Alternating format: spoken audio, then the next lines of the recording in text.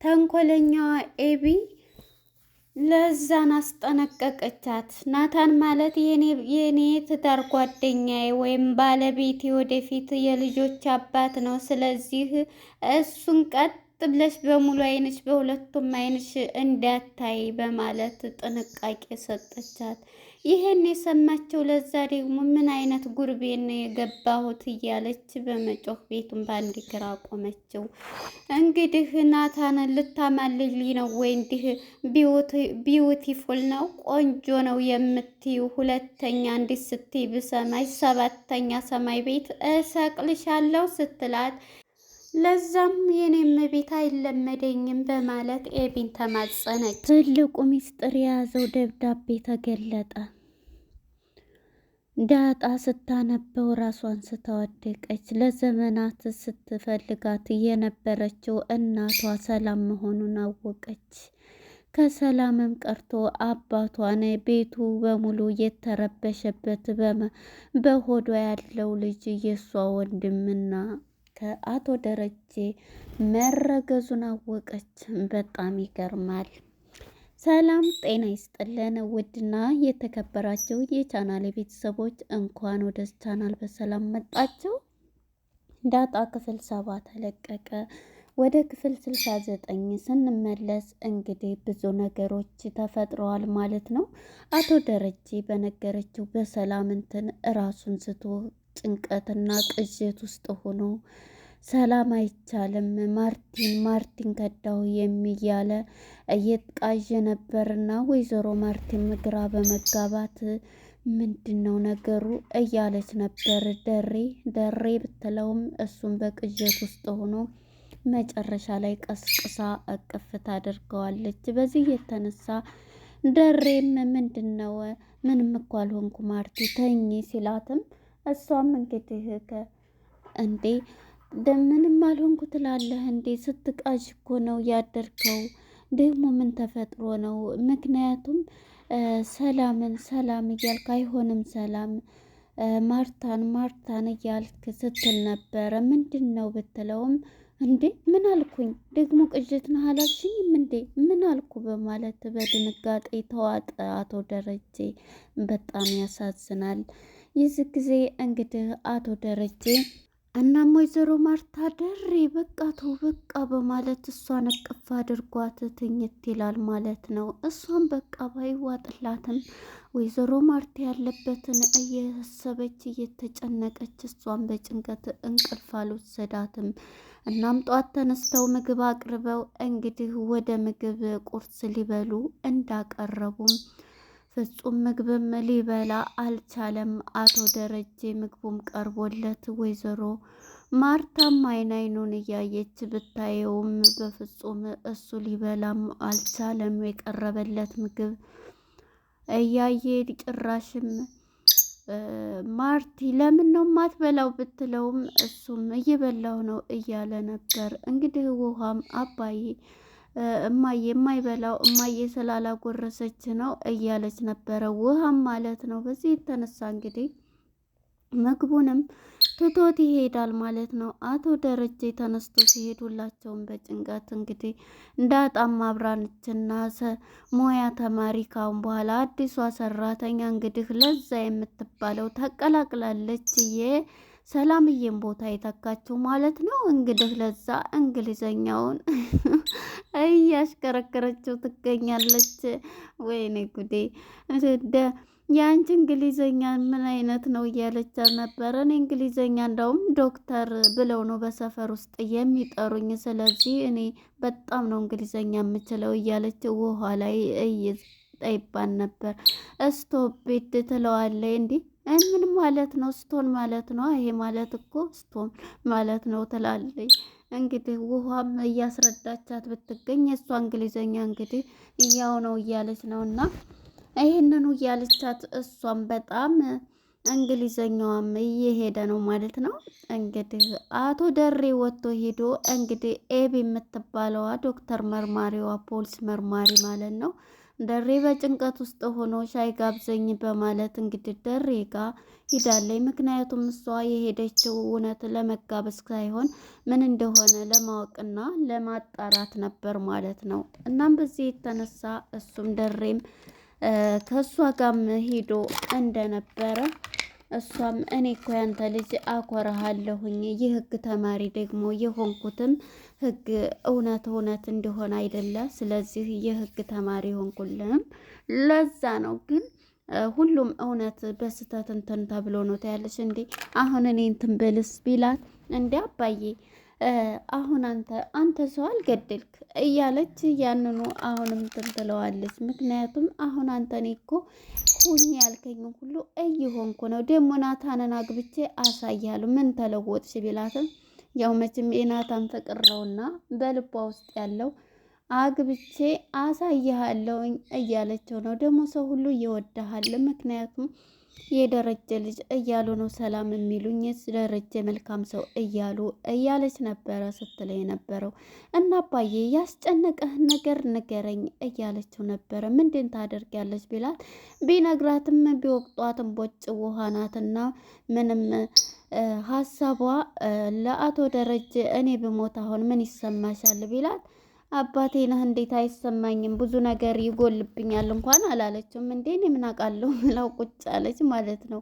የዚህ ጊዜ ደሬ እንኳን ሊነግራት አየሽ፣ አንዳንድ ሰው የሚሳሳተው አውቆ ሳይሆን ያ ነገር ከድንገት ሳያውቅ የሚፈጠር እንደ አንድ ሰው ስህተት ሲሰራ አውቆ ነው ትላለች። አየሽ አንቺ ምንም ላትረጂ ንገረኝ የሆንከውን እንዴት ነው እንትን ማልለው አባዬ ሰሞኑን እኮ ቤታ አታዋራ አትበላ አትጠጣ፣ ስለዚህ ያስጨነቀህን ማወቅ አለብኝ። አንቺ የመጣሽው ልጠጭ ሳይሆን ይሄን እንትን ልትይ ነው አይደል ሲላት፣ አዎ ልጠይቅህ ነው ትለዋለች። በቃ ሚስጥርን ለማይረዳ ሰው ማስረዳት አይጠበቅም፣ ሚስጥርን ማባከም ብሎ አቶ ደረጀም ትቷት ይሄዳል ማለት ነው።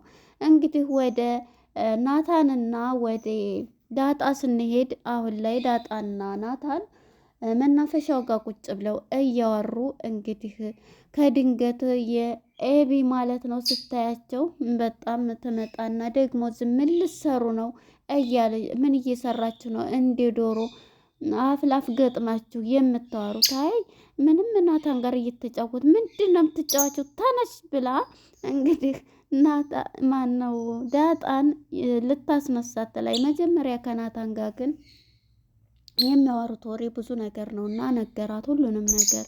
እኔ በጣም የአባቴ ነገር እያስጨነቀኝ ነው፣ ምክንያቱም አሁን ላይ ይመስለኛል አንድ በእኔ ነው፣ ሁለተኛ ደግሞ ሌላ የተደበቀ ነገር አለ ማለት ነው እያለች ነው። ማለት ምንድን ነው ሲላት፣ ማለት እኔ አንደኛ ከዛ መጥቼ እኔ አሁን ማንም የለኝም ያሉኝ ውሃ ኤቢ እንደገና ደረጀ ናቸው እናንተ ስለዚህ ዘመድ አክስት እህት ምናምን ሌላ የለኝም ሲል እናትሽስ ይላታል ናታን። እናቴ አንተ ደግሞ ስንቴ ነው የምትጠይቀኝ? በቃ አሁን ስለ አባቴ ሁሉንም ነግሬሃለሁ። አሁን ስለዚህ አንተ ደግሞ እኔ እንደውም እኔ ሳልኖር ስጣት የተባልኩት እቃ አለ ግን እኔ ሳልኖር ነው ያለችኝ ሰላም ለአንቺ ሰጥታኛለች ተብዬ ይላታል። እንዴ ታዲያ ስጠኝ። አይ ሳልኖር ነው ሚስጥር ነው እኮ ያለ። ታዳምጠዋ እኔ እናንተ መሀል እኮ ሚስጥር የለም። ስለዚህ ታውቃለህ ስለ ደረጀ እንኳን አባቴ መሆኑን ነገርኩ። ይሄ ነገር ደግሞ ቢታወቅ ምን አይነት እንትን እንደሚል ታውቃለህ። ስለዚህ እኔ ሚስጥሩን የነገርኩ እኮ የደሬ ቢያቅ እኔ በጣም ሚስጥሬን አውጥቻለሁ። ስለዚህ አንተ ደግሞ ትነግረኛለህ ትለዋለች። የሚበላ ምግብም ሊሆን ይችላል ትላለች ማለት ነው ዳጣ። ግን ትልቅ ነገር ይመስለኛል እንዳሰብኩት ከሆነ እንዲ ወርቅ ምንም ሊሆን ይችላል። ስለዚህ እስኪ አምጣውን ነው እያለችው ነውና እንግዲህ ቆይ ኤቢ አሁን ይሄ ትልቅ ነገር ስለሆነ ኤቢ በሌለችበት እንትን እንላለን ሲላል፣ በቃ ዛሬ ማደር የለበትም ስለዚህ ኤቢ ስተኛ ብለው ተመካክረው እንግዲህ ሲጨርሱ እሱም ትመጣና ኤቢ ታባረራታለች ማለት ነው። ምን ልትሰሪ መጣች ብላ ከዛ ተነስታ ትሄዳለች። ውሃ እንግዲህ እየሮጠች ለዛ ጋራ ስታወራ ቆይታለችና እሷም እንግዲህ እዚህ ቤት ያለው ወንድ መጀመሪያውኑ ኤቢ ክፍል 60 ላይም 60 9 ላይ ቆንጆ ሴት እንዲያትመጣ እያለ ለእናቷ ራሱ ስትል ነበር ናታንን እንዲያታማልልብኝ ብላ ማለት ነው። እና አሁኑ እንግዲህ በጣም ይሄ ልጃችሁ የእናንተ ነው ይሄ ወንዱ እያለቻት ነበር ለውሃና አይ የአባቴ ጓደኛ ልጅ ነው ወንድማችን አይደለም ስትል በጣም ቆንጆ ነው ቢዩቲፉል ትላለች። የዚህ ጊዜ ውሃ እንግዲህ እኔስ ቢዩቲፉል አይደለሁም ስታንዴ ቢዩቲፉል ነች ትላታለች ማለት ነው። እናም ይሄን ብላት እንግዲህ እሺ አመሰግናለሁ ብላ እየሮጠች ስትሄድ እንግዲህ ማንን ታገኛለች? ኤቢን ማለት ነው። ኤቢን ስታገኝ ኤቢ ደግሞ ሁሉንም ነገር ኤቢ ፊት ናታን ያቺ አዲሷ ልጅ ምን እንዳለች ውሃ ማን ነው ቢዩቲፉል ነክ ብለሃለች ትትለው እንግዲህ ከመምጣቷ ምን አባቷ ፈልጋ ነው ደግሞ ይሄንን የምትለው ብላ እየሮጠች ትመጣለች ማለት ነው።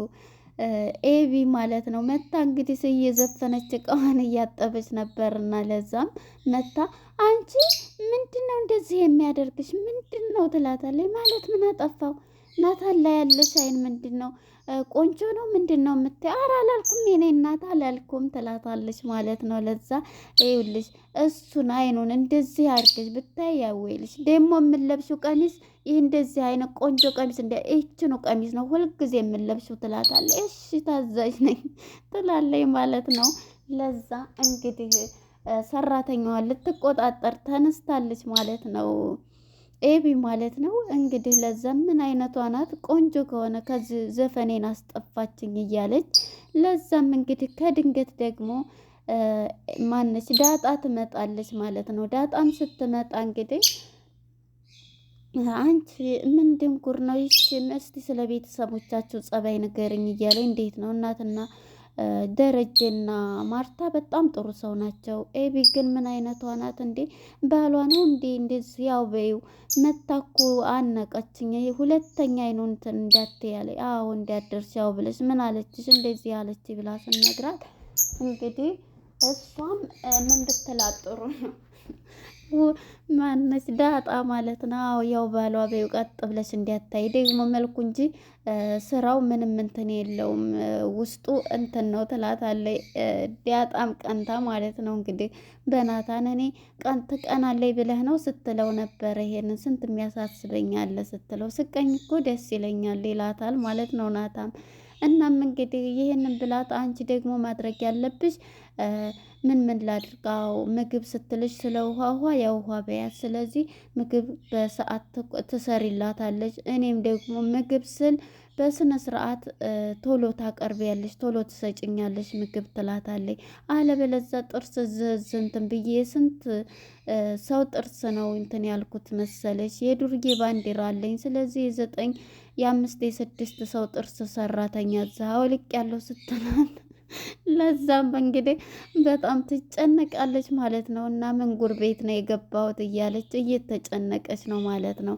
እንግዲህ ወደ አቶ ደረጀ ጋር ስንሄድ አቶ ደረጀ ቤተ ክርስቲያን ሄዶ በር ላይ ሆኖ አምላኩን እየተማጸነ ባደረገው ነገር ጌታ ሆይ እንደው ምንድና እንዳትለኝ አንተ ይሄንን የደረቀ የምታለመልም ውሃን የምታጠጣ እያለ ፈጣሪውን እንደዚህ እያለ እየተማጸነ ይገኛል አቶ ደረጀ ማለት ነው።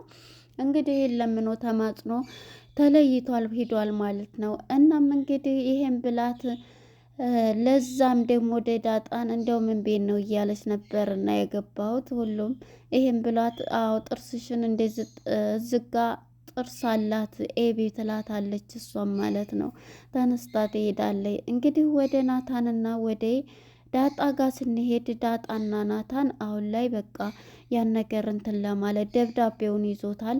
የዚህ ጊዜ ኤቢ ደግሞ እንዳትመጣ ብሎ እሷን በጣም እየተከታተላት ስለነበረ በቃ ኤቢ ሳትመጣ ቶሎ ተኝታለች። አሁን ለጥናት ሌሊት ስለምትነሳ ቶሎ ማንበብ ነው ማየት አለብን ብሎ ያንን ሚስጥር እየገለጠ ነበረ ፊልሙ ሊፈጸም የቻለው። እንግዲህ ፊልሙ ያንን ስታይ ሁሉም የያዘው ሚስጥር አቶ ደረጀም የተጨነቀበት ይህንን ነው። እርግጠኛ ዳጣ ታለቅሳለችም ፌንት ትሰራለችም በጣም ከባድ ነገር ይፈጠራል። ማን ነው ናታን እንግዲህ ይዟት ቶሎ ወደ ቤት ይሄዳል። ኤቢ ከመጣች ግን ያው ሳያነቡት ያቆማሉ ማለት ነው። ግን ማንበብ አለባት ማለት ነው። እና ለነበረን ቆይታ አመሰግናል። ባይ ባይ።